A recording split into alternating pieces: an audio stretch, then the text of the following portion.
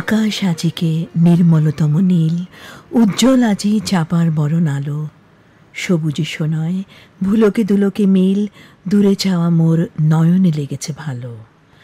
ঘাসে ঝরে পড়া শিউলির সৌরভে মন কেমনের বেদনা বাতাসে লাগে। মালতী বিতানে শালিকের কলরবে কাজ ছাড়া পাওয়া ছুটির আভাস আগে। আজি আশ্বিনে প্রিয় ইঙ্গিত সম, নেমে আসে বাণী করুণ কিরণ ঢালা। চিরজীবনের হারানো বন্ধু মম, এবার এসেছে তোমারে খোঁজার পালা। শরৎকালের রূপের যেন তুলনা নেই।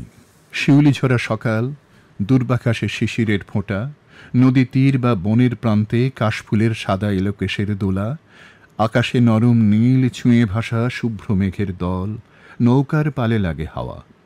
বাংলার শরতে প্রকৃতির এমনই মন ভোলানো দান।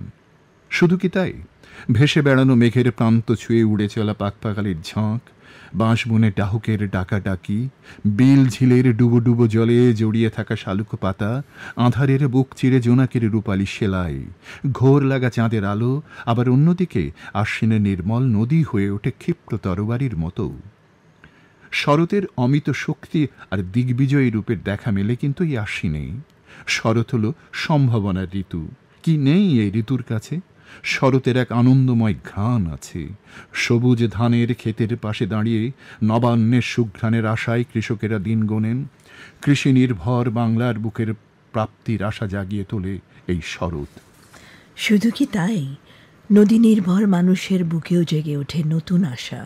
ভরা নদীতে মাছের ঝাঁকের পেছনে জাল নিয়ে ভাসতে থাকে তাদের পাল তোলা নৌকোগুলো। ঊর্ধ্বে নীলাকাশ আর নদীর বুকে ইতস্তত ছড়িয়ে থাকা নৌকোগুলো দেখে রবির কবি মন আপনা আপনি গেয়ে উঠেছিল।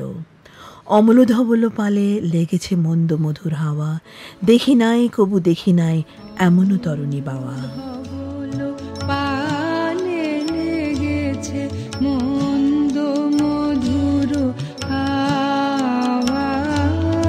দেখে নাই কবু দেখে নাই এমন তরুণী বাওয়া, অমল ধবল পানে লেগেছে।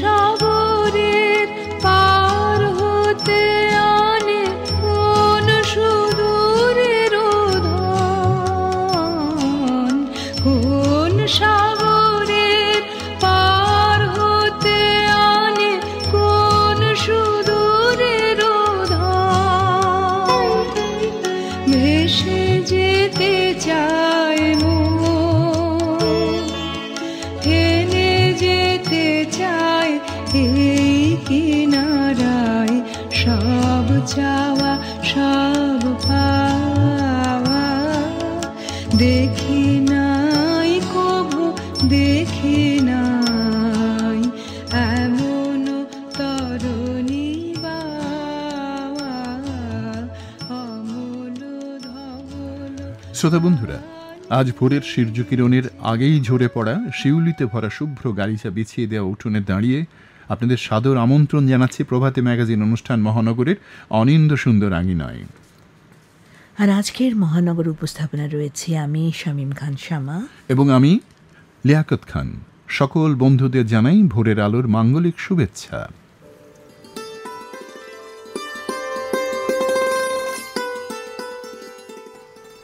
আজ শুক্রবার 5ই আশ্বিন 1431 বঙ্গাব্দ, 20 সেপ্টেম্বর 2024 খ্রিস্টাব্দ, 16ই রবিউল আউয়াল 1446 হিজরি, শরৎকাল। আজ যাদের জন্মদিন মহানগরের পক্ষ থেকে জানাই তাদের শুভেচ্ছা আর অভিনন্দন। শুভ জন্মদিন।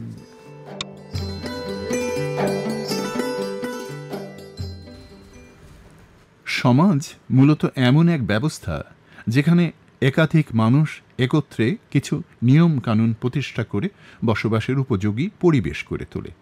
সমাজে যেমন কিছু নিয়ম কানুন আছে, তেমনি আমাদের কিছু দায়িত্বও পালন করতে হয়। দায়িত্ব পালন না করে আমরা শুধুমাত্র ফল ভোগ করতে পারি না। সমাজের সমস্যাগুলো নিয়ে আমরা চায়ের কাপে ঝড় তুলি বটে, কিন্তু চিন্তা করি কি কেন এমন হচ্ছে। বন্ধুরা, আমাদের মনে রাখতে হবে এই সমাজের প্রতি আমাদের কিছু দায়িত্ব রয়েছে। শুধু নিজেকে নিয়ে ব্যস্ত থাকলে কবে যে সমাজটা ধ্বংস হয়ে যাবে টেরও পাবো না। সমাজটা তো আমাদের সবারই।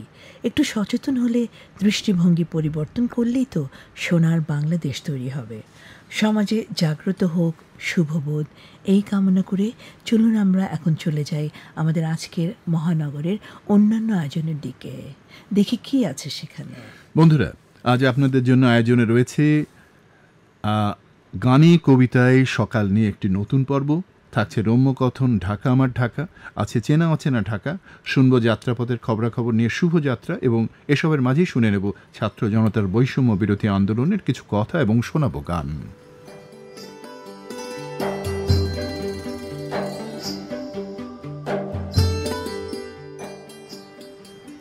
তারুণ্য জীবনের সূচনাময়ী সূর্যোদয়।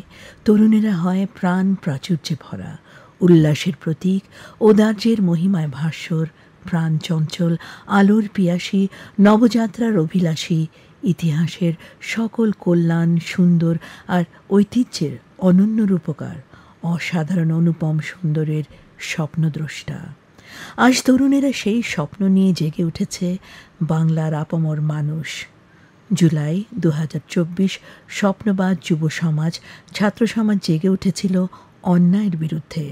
তারা ঐতিহাসিক বিপ্লব ঘটিয়েছে। তারপরে রাস্তায় দাঁড়িয়ে ট্রাফিক পুলিশের দায়িত্ব পালন করেছে, বন্যার্তদের সাহায্যার্থে ঐক্যবদ্ধ হয়ে ঝাঁপিয়ে পড়েছে। এজন্য আমরা তাদের সাধুবাদ জানাই।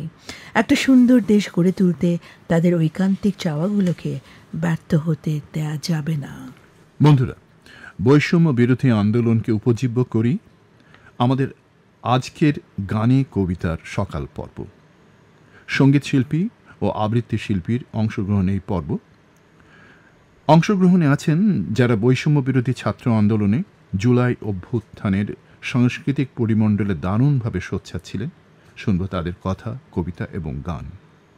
আজকে অংশগ্রহণে আছেন সঙ্গীত শিল্পী বিথি ঘোষ এবং আবৃত্তি শিল্পী দিনা তাজরিন।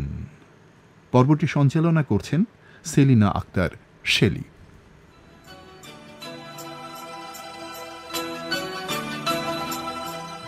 সুপ্রিয় শ্রোতা, আশ্বিনের এই সকালে শ্বেত শুভ্র শিউলির সুরভিত শুভেচ্ছা জানিয়ে শুরু করছি আমাদের আজকের গানে কবিতায় সকাল। কথায় বলে, তারুণ্যই শক্তি, তারুণ্যই মুক্তি, তারুণ্যের শক্তি অপরিমেয়।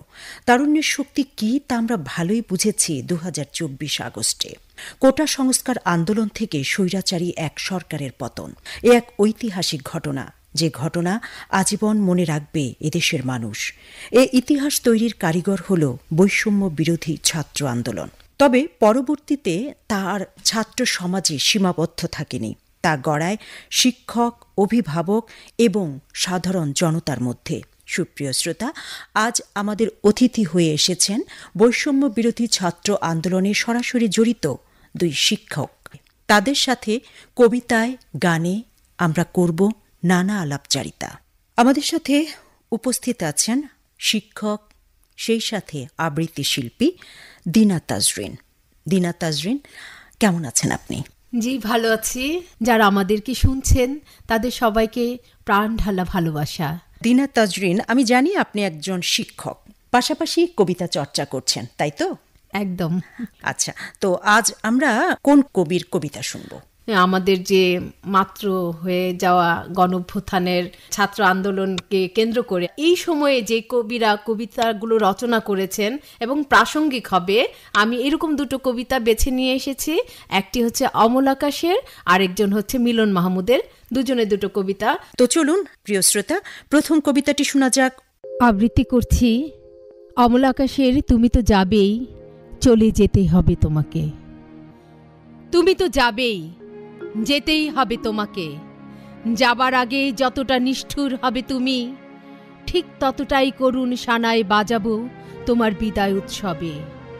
ইতিহাসের আস্তাকুড়ে পড়ে থাকবে তুমি, আর দিল্লির কারিগরদের হাতে গড়া তোমার অমরত্বের মসনদ। রাষ্ট্রীয় ফলকে আমাদের বাচ্চারা মুছে ফেলবে তোমার নাম। ক্ষমতার দম্ভ তোমাকে অন্ধ করেছে, তোমার উদ্ধত আকাশ ছুঁয়েছে বারংবার। তুমি তো যাবেই, যে পথে চলে গেছে মুসলিনি হিটলার। যাবার আগে খুনের উৎসবে আমার সন্তানের রক্তে রাঙিয়েছ তোমার ঠোঁট। দাঁড়িয়ে আছে সীমাহীন জুলুমের নিশান উড়িয়ে লাশের পাহাড়ের উপর। তা দেখে মনে হতেই পারে তুমি তো আক্কা করো না আন্দোলন অথবা জনতার ঢল। আমাদের সন্তানদের বুকের তাজা রক্তে সারা দেশে হায় সাইদ, হায় ফারহান, হায় তাহমিদ, হায় আদনান রবে মাতম ছড়িয়ে দেবার মতো তোমার আছে ইয়াজিদ বাহিনী। তবু তোমাকে যেতেই হবে, কেননা আমাদের সন্তানেরা শিখে গেছে সিনা টান টান করে মরবার মতো বাঁচবার কৌশল। মেপে দেখো সাইদের বুকের সীমানা, মানচিত্রের ওপর দুহাত মেলে দিয়ে ৫৬,০০০ বর্গ মাইল ছাড়িয়ে গেছে তার উন্মুক্ত উড়াল। প্রিয় বন্ধুরা, বলা হয় গান ছাড়া প্রাণ যেন পায় না প্রশান্তি, গান দেয় মন ও কানের শান্তি।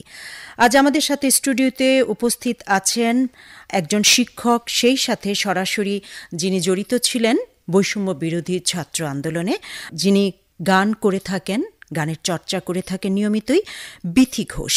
বিথি ঘোষ, কেমন আছেন? ভালো আছি এবং সবাইকে শুভ সকাল জানাই। আচ্ছা, তো বিথি ঘোষ, আপনি একজন শিক্ষক, পাশাপাশি গান করছেন, সংগঠনের সাথেও জড়িত আছেন। কি ধরনের গান করা হয়? আমি এমনিতে বাংলাদেশ বেতারের নজরুল সঙ্গীতে এনলিস্টেড আছি। আচ্ছা আচ্ছা। তো সেই ক্ষেত্রে আমার ছোটবেলা থেকেই নজরুলটাই শেখা, আমার মায়ের কাছে, আমার খালাদের কাছে। কিন্তু আমি যখন বড় হতে হতে সাংস্কৃতিক আন্দোলনের সাথে যুক্ত হয়ে যাই, তখন আসলে সেটা শুধু নজরুল সঙ্গীত বা রবীন্দ্রসঙ্গীত এগুলোর মধ্যে সীমাবদ্ধ থাকেনি। আসলে যেখানে যেই প্রতিবাদের ভাষা যিনি লিখেছেন সেটাকেই কণ্ঠে ধারণ করেছি, এবং সেটা তখন সেই আন্দোলনগুলোতে নিজ দায়িত্ব থেকে গান করে সকলের সাথে জনসংযোগ করার চেষ্টা করেছি এবং সেই আন্দোলনে গতি সঞ্চার করার চেষ্টা করেছি। তার মানে ভেতরের সেই ভাবটা সুরে বের হয়ে আসে, তাই তো? প্রিয় শ্রোতা, চলুন আমরা উপভোগ করি বিথি ঘোষের গাওয়া প্রথম এই গানটি।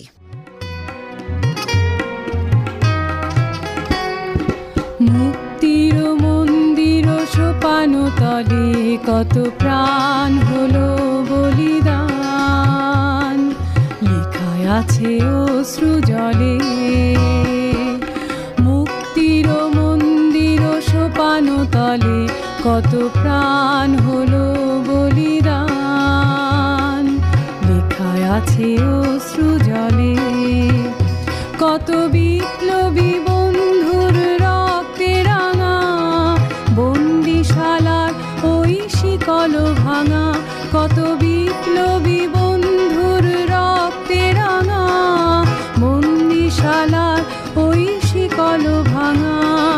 তারা কি ফিরবে আর, তারা কি ফিরবে আর সুপ্রভাতে? কত তরুণ অরুণ গেছে অস্তাচলে। মুক্তির মন্দির সোপান তলে কত প্রাণ হলো বলিদান, লেখায় আছে অশ্রু জলে।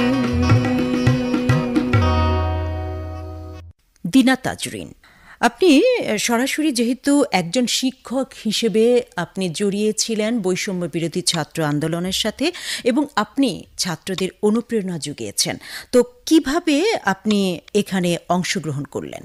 আসলে যখন আমরা প্রথম দেখলাম যে আবু সাইদের মৃত্যুর যে ঘটনাটি, আসলে এটা নাড়া দেয়নি এমন মানুষ তো বাংলাদেশে তখন নাই।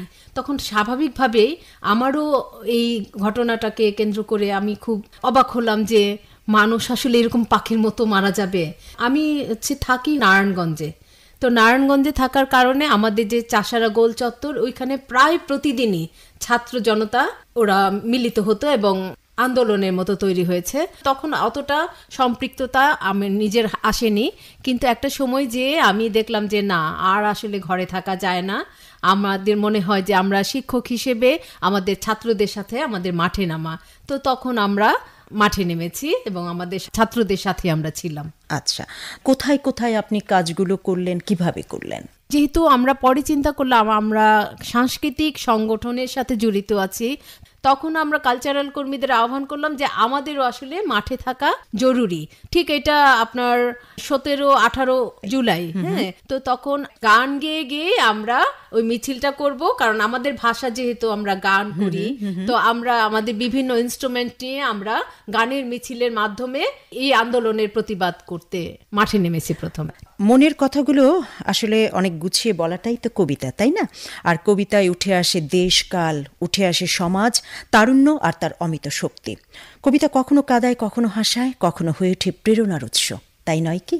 একদম। তো এবারে কোন কবিতাটি শুনবো? আমি মিলন মাহমুদের একটি কবিতা বলবো, চলুন শোনা যাক। আবৃত্তি করছি কবি মিলন মাহমুদের 36 জুলাই কবিতাটি। আজ 36 জুলাই। ক্যালেন্ডারের এই তারিখ বলে কোনো দিন নেই, কিন্তু ইতিহাসে আছে। একটি গণঅভ্যুত্থান হাঁটছে, তার পেছনেই হাঁটছে ভবিষ্যৎ। উষ্ণ আলোর মতো দাঁড়িয়ে আছে মানুষের কাবাঘর। রক্তস্নাত বুকের পাশে বয়ে চলছে খরস্রোতা নদী, তাতে আবাবিল পাখির মতো উড়ে আসছে গেরিলা। মৃত্যুর রেজিস্টারে নথিবদ্ধ হয়ে আছে প্রতিটি গুলির জবাব। এমন ঘোরতর সকালে সাইরেনে কেঁপে উঠছে আকাশ, বজ্রপাতের মতো জ্বলে উঠছে চোখ। জবা ফুলের মতো লাল পরশ আক্রান্ত করছে শহীদদের নিষ্পাপ মুখগুলো। তবু তারা হাঁটছে, ঘুরে দাঁড়াচ্ছে পাথরের ধ্বনি।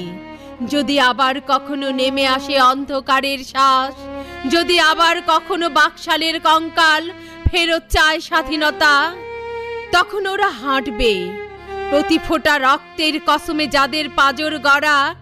তারা এভাবে হাঁটতে দেবে না কাঙ্ক্ষিত সবুজের মশাল।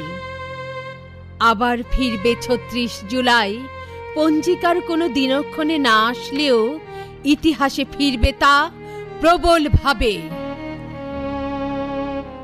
বিথি ঘোষ, আপনি বৈষম্য বিরোধী ছাত্র আন্দোলনের সাথে শিক্ষক হিসেবে সরাসরি জড়িয়েছিলেন। আপনি কিভাবে আপনার কার্যক্রমটা চালিয়ে গেছেন? আচ্ছা, প্রথমত যে আমরা দেখেছি যে এই আন্দোলনের সূত্রপাতটা ছিল হচ্ছে কোটা সংস্কার আন্দোলন। এইটা একেবারেই শিক্ষার্থী যারা, তারাই এই আন্দোলনের প্রথম পরিচালনায় ছিলেন এবং করছিলেন। তো আমরা প্রথম থেকে এটা দেখছিলাম। পরে যখন নাকি এটা সহিংসতার দিকে গেল এবং 15 তারিখে যখন নাকি ঢাকা বিশ্ববিদ্যালয়ে আন্দোলনরত শিক্ষার্থীদের ওপর ছাত্রলীগ আক্রমণ করে, তখন আমরা দেখলাম যে আসলে বিষয়টা ভয়ঙ্কর হয়ে উঠছে এবং এরকম নিষ্ঠুরভাবে আক্রমণ এবং ঘটনা খুব দ্রুত এগিয়ে গেল। এবং তার পরদিনই আমরা দেখলাম যে 5 জন শহীদ হলো। আমি বিশ্বাস করি যে বাংলাদেশের সকল মানুষ, অন্তত সচেতন বিবেকবান মানুষ, প্রত্যেকেই বিমর্ষ হয়ে উঠেছিল, বিক্ষুব্ধ হয়ে উঠেছিল, কিন্তু সকলেই কোনো না কোনো মাধ্যম খুঁজেছে যে কোন মাধ্যমে আমি যেতে পারি। তো আমি যেহেতু সংগঠন করি, গান করি, তো এইটা আমার জন্য একটা বিশাল অংশগ্রহণের একটা মাধ্যম হিসেবে কাজ করেছে। এবং আমরা 26 তারিখে কারফিউ ছিল তখন, তো সেখানে প্রগতিশীল প্রতিবাদী সাংস্কৃতিক সামাজিক সংগঠন মিলে আমরা 26 জুলাই একটা প্রতিবাদী গানের মিছিল করি, সেটা প্রেস ক্লাবে। তো সেইখানেও আমরা দেখেছি যে নানা পেশার, সে আইনজীবী থেকে শুরু করে শিক্ষক থেকে শুরু করে নানা পেশার মানুষ সেই সেখানে যুক্ত হয়েছেন। ওই আয়োজনটার পরে সারা বাংলাদেশের মানুষের মধ্যে এবং শিক্ষার্থীদের মধ্যে আমার যারা ছাত্র, তারা আমাকে নানাভাবে ফোন দিচ্ছে, ওরা উৎসাহিত হয়েছে যে ওদের শিক্ষক ওদের পাশে আছে। এই যে ওরা শক্তি পেয়েছে, এইটা আমার কাছে মনে হয় এটা আমি আমার দায় শোধ করতে পেরেছি কিনা জানি না, আমি আমার যুক্ততা আমি নিজে খুব প্রশান্তি পেয়েছি। একেবারে ছাত্র জনতা সকলের ঐক্য প্রচেষ্টায় আমরা স্বৈরাচার মুক্ত হয়েছি, আমরা সংস্কার মুক্ত একটা বাংলাদেশ করতে চাই। তো বিথি, এবারে আমরা কোন গান শুনবো? আমরা এবারে নজরুলের সে বিখ্যাত গান মোরা ঝঞ্ঝার মতো উদ্দাম, চলুন শোনা যাক। মোরা ঝঞ্ঝার মতো উদ্দাম, মোরা ঝরনার মতো চঞ্চল, মোরা বিধাতার মতো নির্ভয়, মোরা প্রকৃতির মতো সচ্ছল, মোরা ঝঞ্ঝার মতো উদ্দাম, মোরা ঝরনার মতো চঞ্চল, মোরা বিধাতার মতো নির্ভয়, মোরা প্রকৃতির মতো সচ্ছল, মোরা ঝঞ্ঝার মতো উদ্দাম।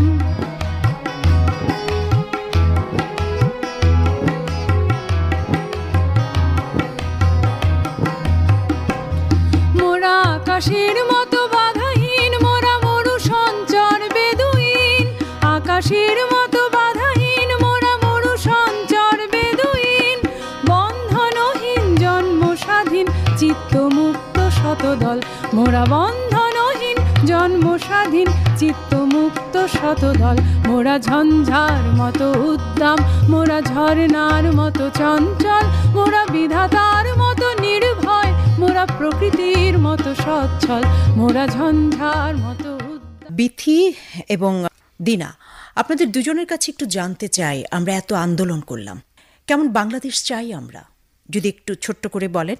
দিনা।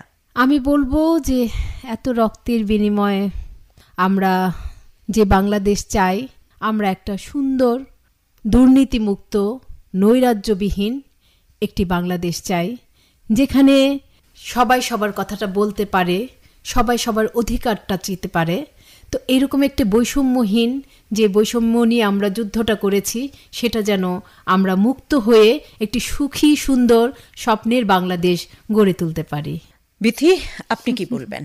আমি মনে করি যে আসলে এই বাংলাদেশে নানা মত পথে নানা শ্রেণী পরিচয়ের মানুষ আছেন, প্রত্যেকে একদম পাহাড় থেকে শুরু করে সমতল পর্যন্ত বাংলাদেশে যত আদিবাসী আছেন, যত ধরনের শ্রেণী এবং পেশার মানুষ আছেন, প্রত্যেকেই যাতে বাংলাদেশটাকে আমার দেশ বলে দাবি করতে পারে এবং আমার দেশ বলে শান্তিতে সমৃদ্ধিতে থাকতে পারে, এরকম একটি বাংলাদেশ আসলে আমরা চাই।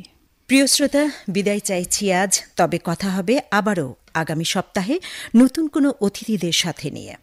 এতক্ষণ আমাকে সঙ্গ দেওয়ার জন্য অপার কৃতজ্ঞতা। থাকুন শুদ্ধ স্বরে সুরের সাথে।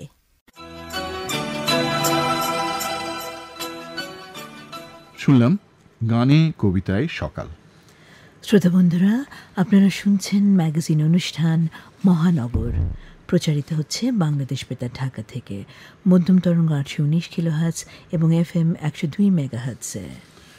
বন্ধুরা, এবারের পর্ব চেনা অচেনা ঢাকা। আজ শুনব ছোট কাটরা নিয়ে নিবন্ধ।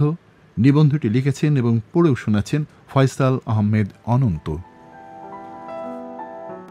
কাটরা ফার্সি শব্দ, এর অর্থ অতিথিশালা বা মেহমানখানা। মুঘল ও নবাবী আমলে ঢাকায় নির্মাণ হয়েছে প্রচুর কাটরা, তার মধ্যে বড় কাটরা ও ছোট কাটরাই অন্যতম। আজ শোনাব মুঘল স্থাপনা ছোট কাটরার কথা। সুবেদার শায়েস্তা থাকার সময়ে নির্মাণ হয়েছে ছোট কাটরা। এটির অবস্থান ছিল বড় কাটরার পূর্ব দিকে বুড়িগঙ্গা নদীর তীরে। প্রায় 450 বছর আগে পুরান ঢাকার ছোট কাটরায় বসে বাংলা শাসন করতেন মুঘল সুবেদার শায়েস্তা খাঁ। বলা হয়ে থাকে তার আমলেই টাকায় 8 মণ চাল পাওয়া যেত। মূলত সরাইখানা বা প্রশাসনিক কাজের জন্য শায়েস্তা খাঁ এটি নির্মাণ করেছিলেন। বড় কাটরার পূর্ব দিকে বুড়িগঙ্গা নদীর তীরে এই স্থাপনাটির নির্মাণ কাজ শুরু হয় আনুমানিক 1663 থেকে 1664 সালের দিকে, আর শেষ হতে সময় নিয়েছিল প্রায় 7 বছর। দেখতে অনেকটা বড় কাটরার মতো মনে হলেও আকৃতিতে কিছুটা ছোট হওয়ার কারণেই হয়তো এর নাম ছোট কাটরা। ইমারতটি মধ্য এশীয় সরাইখানার ঐতিহ্যবাহী প্যাটার্ন অনুসরণ করে এবং মুঘল স্থাপত্য অনুযায়ী নির্মাণ করা হয়েছে। বড় কাটরার মতো ছোট কাটরাতেও ছিল দুটো তোরণ বা ফটক, একটি উত্তর পাশে ও অপরটি দক্ষিণ পাশে। দক্ষিণের ফটকটি ছিল প্রধান ফটক। আয়তকার কাটরার দক্ষিণ বাহুর 2 কোণায় দুটো 8 কোণা টাওয়ার ছিল। 1857 সালে এখানে প্রতিষ্ঠা করা হয় ঢাকার প্রথম স্কুল।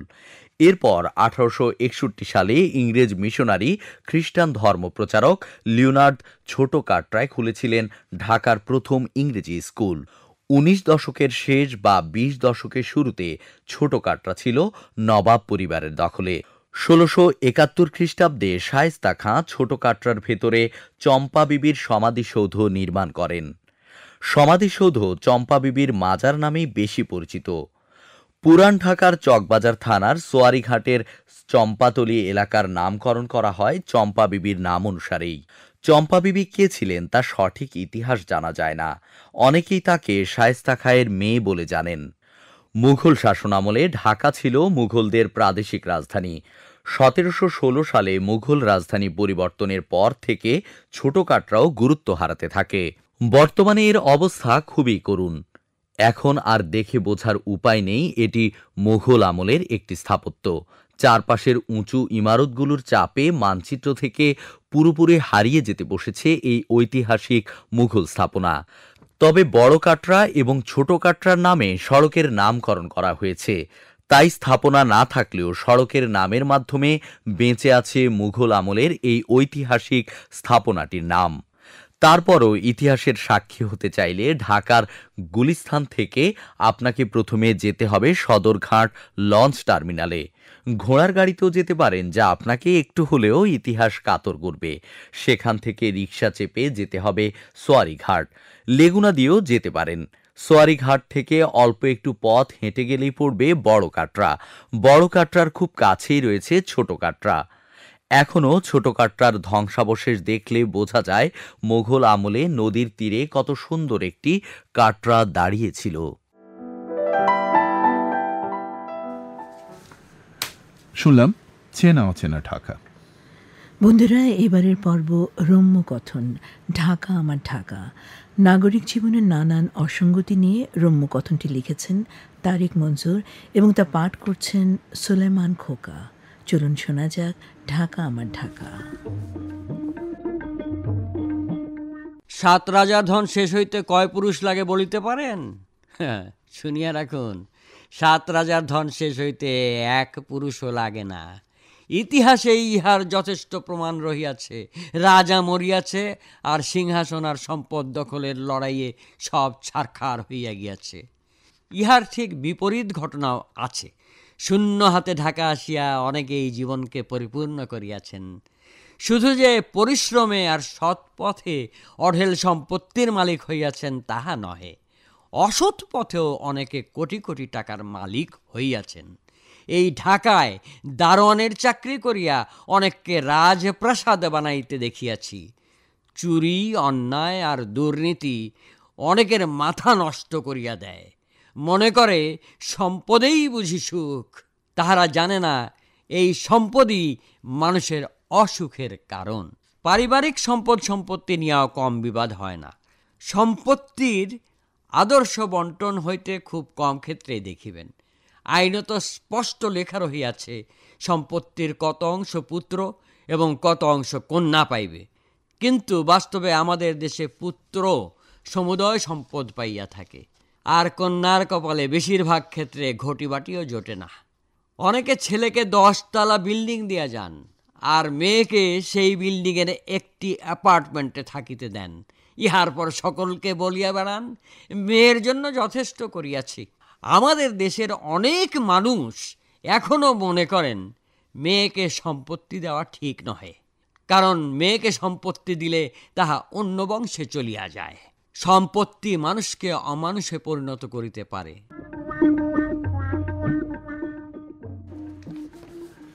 বন্ধুরা, চলুন এবারে যাই যাত্রাপথের খবরাখবর শুভযাত্রা পর্বে। মেট্রো রেল নিয়ে আজ একটি খুশির সংবাদ দিই। আজ শুক্রবার, আজকেও মেট্রো রেল চলবে। আজ থেকে শুক্রবার বন্ধ থাকছে না মেট্রো রেল। তবে শুক্রবার চলবে বিকেল 3:30 থেকে রাত 9:40 পর্যন্ত। একই সঙ্গে জানিয়ে রাখি, ক্ষতিগ্রস্ত কাজীপাড়া স্টেশনটি আজ থেকে চালু হচ্ছে। বিকেল 3:30 থেকে রাত 9টা পর্যন্ত উত্তরা উত্তর স্টেশন থেকে মতিঝিল, এবং মতিঝিল থেকে বিকেল 3:50 থেকে রাত 9:40 পর্যন্ত নির্ধারিত হেডওয়েতে চলাচল করবে মেট্রো রেল। সূত্র DMTCL। বন্ধুরা, আমরা সময়ের একেবারেই শেষ প্রান্তে। সবার জন্য শুভকামনা। সকলে ভালো থাকুন, সুস্থ থাকুন। আজকের অনুষ্ঠানটি গ্রন্থনা করেছেন লিয়াকত আলী খান। উপস্থাপনায় আমি শামীম খান শামা এবং লিয়াকত আলী খান। প্রযোজনা সহকারী মোহাম্মদ আমিরুল ইসলাম, প্রকৌশল সহযোগিতায় মোহাম্মদ জাহাঙ্গীর হোসেন, তত্ত্বাবধানে শাহনাজ বেগম, এবং অনুষ্ঠানটি প্রযোজনা করেছেন তৃপ্তিকণা বসু।